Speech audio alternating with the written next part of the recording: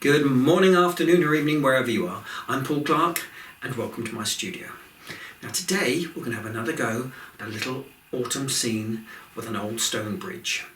And today's exercise is all about trying to create the illusion of detail without painting detail. Keeping things very simple and spontaneous and letting the paint do the work for you. Now there's nothing wrong with painting with lots of detail. I do it myself. But today I want you just to loosen up and let the paint flow. I'm going to try and paint this in just 1 hour using just one brush.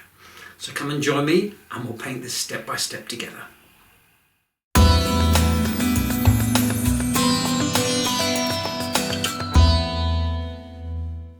Okay, so for today's materials, my paper is some Arches 140 pound cold press, and it's on a block, so it doesn't need stretching, but any decent watercolour paper will do. My colours, normal 3 primaries, Cobalt blue, Alizarin crimson, Cadmium yellow, some yellow ochre, PAYNE'S grey, Sap Green, burnt Sienna, and some Cadmium Orange. And yes, just one brush today, my number 12 round. Okay, so here is the pencil sketch, and as always, if you want the traceable, it's free to download from my website, link in the description below. And there's no photo reference for this one, as it's something I just made up, probably in a dream one night. So to start with, I'm just part wetting some of the sky with some clean water and dropping in a cobalt blue watery mix, trying to get both soft and hard edges.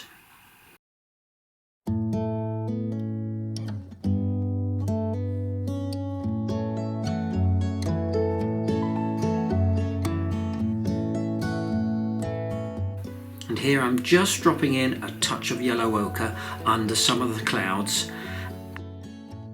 and then just dabbing out with a tissue to create a few little cloud shapes.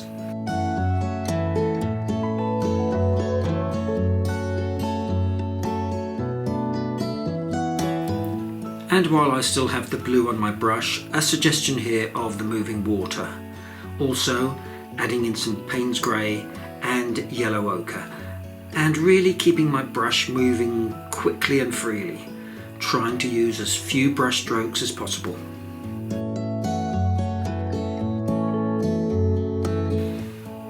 Now for the bridge, and this is some PAYNE'S grey mixed with just a touch of yellow ochre.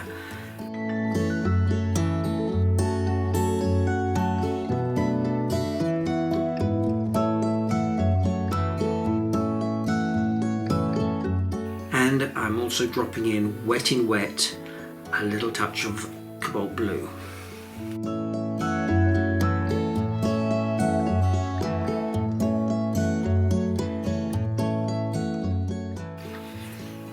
This is some yellow ochre mixed in with some burnt umber, and I'm just throwing in all sorts of colours, including a little cobalt blue, some PAYNE'S grey.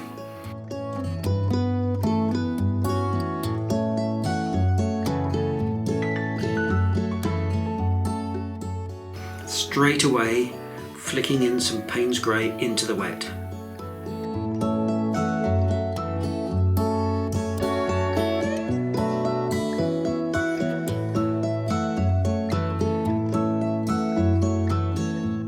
Now for this bush, I'm using some burnt sienna and letting the wash just blend into all the other colours.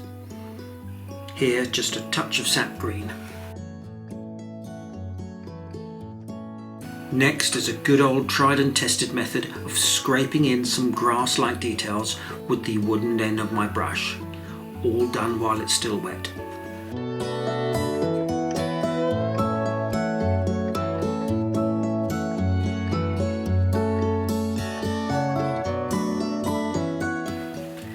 With these trees, I'm keeping the detail to a minimum and just relying on simple shapes and wet in wet washes. It's all suggestive detail.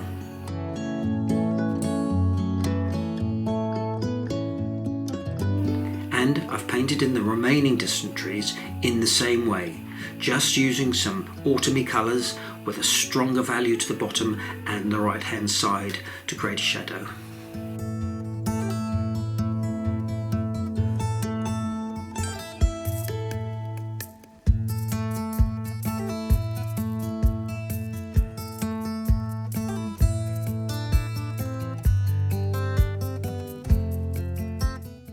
Here you can see I'm keeping the brush flat to the paper to pick up some of the texture of the paper, and again dropping in a darker shadow side and blending in the colours, all done wet in wet.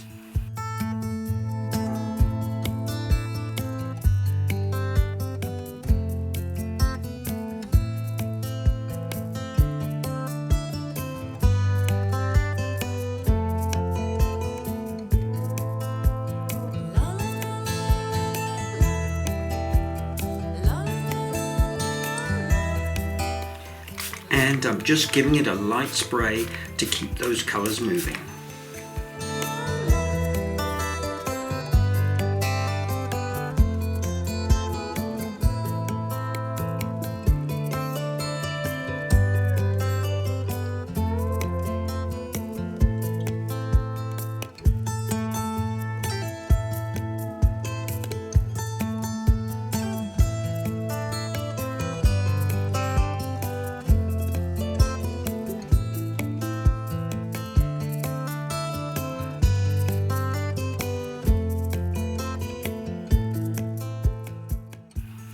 A little more splattering here into the dry area, and up here in the trees into a damp wash.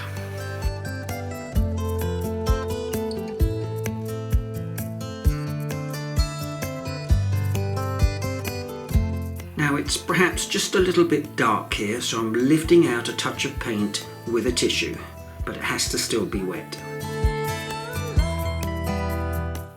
Now the bottom of these trees are still wet, but I'm happy for this to merge into the grass bank.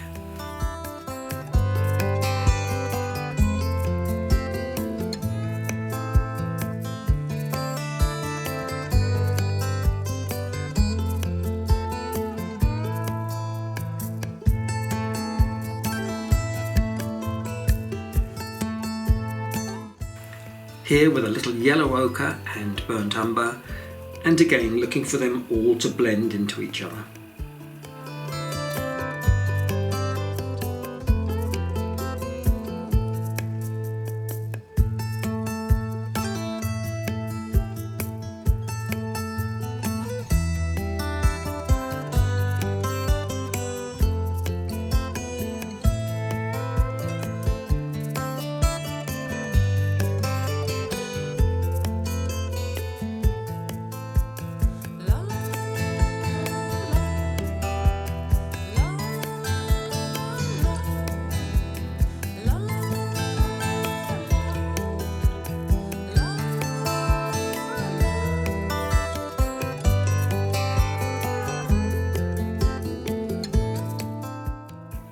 Next, with a watery Payne's grey mix, I'm painting in a shadow of the tree and then a few loose details on the bridge.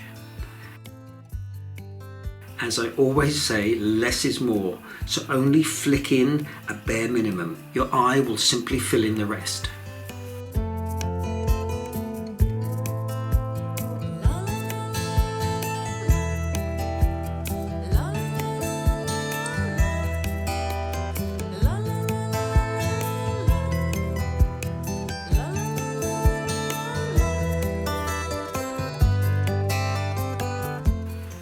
Now when this is dried, I'm using a much creamier mix of Payne's grey to paint in the shadow under here. Now this is probably the darkest value in the whole painting, so don't be afraid of using a very strong colour.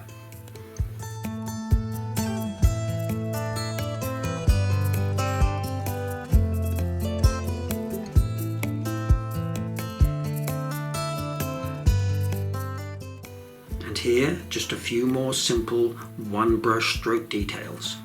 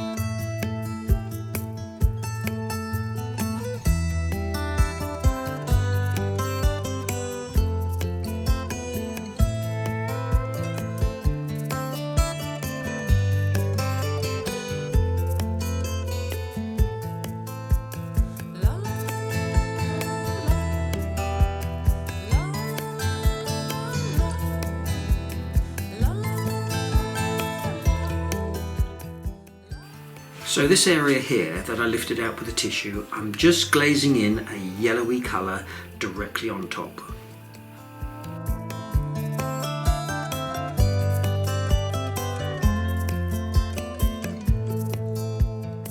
So now we need to let this totally dry.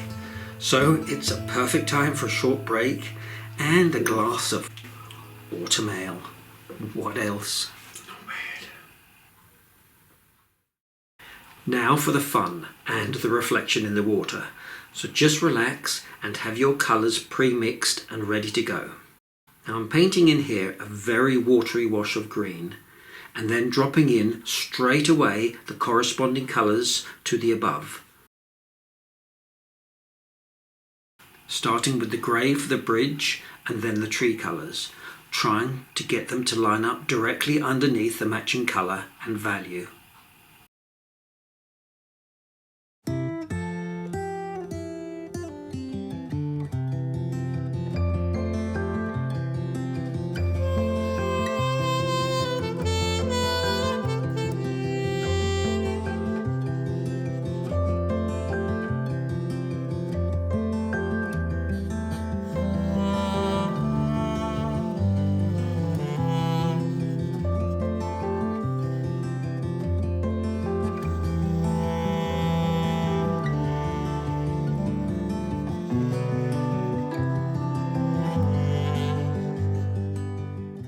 Now while the paper is still damp, I'm dropping in the reflection of the arch, but you must try and do this with as few brush strokes as possible, just to avoid the colours muddying up too much.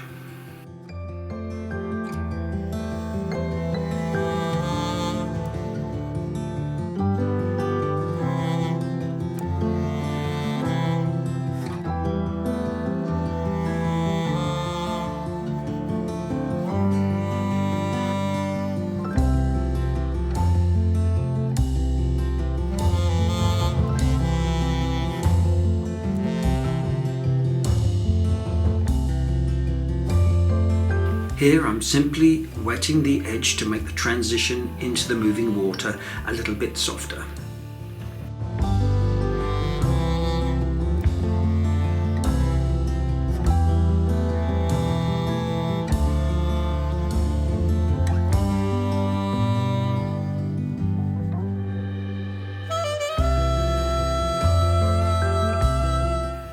Just a few more details here to suggest some more movement in the water.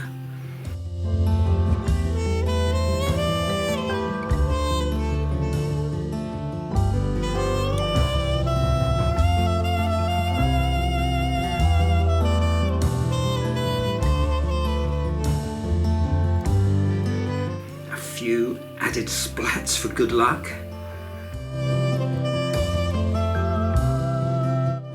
And now the reflection has had a chance to dry, I'm adding in a few little ripple details.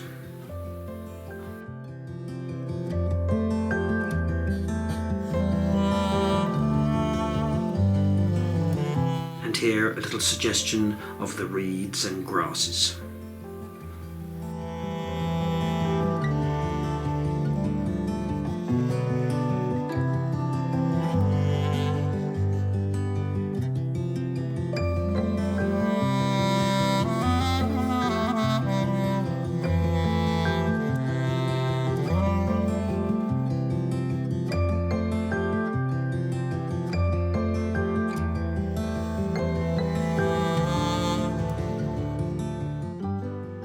Now what do you do with a few misdirected splats? Change them into birds, of course.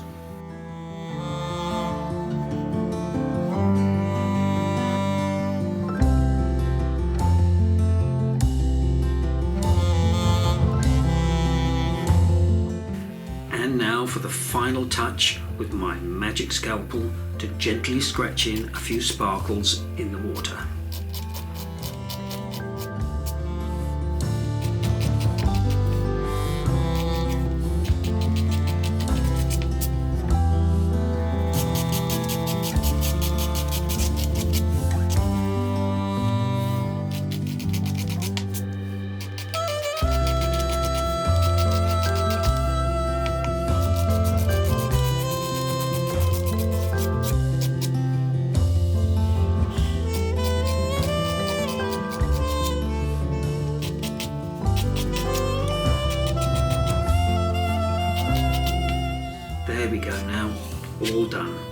just over an hour, quick and simple, and just trying to avoid any unnecessary detail.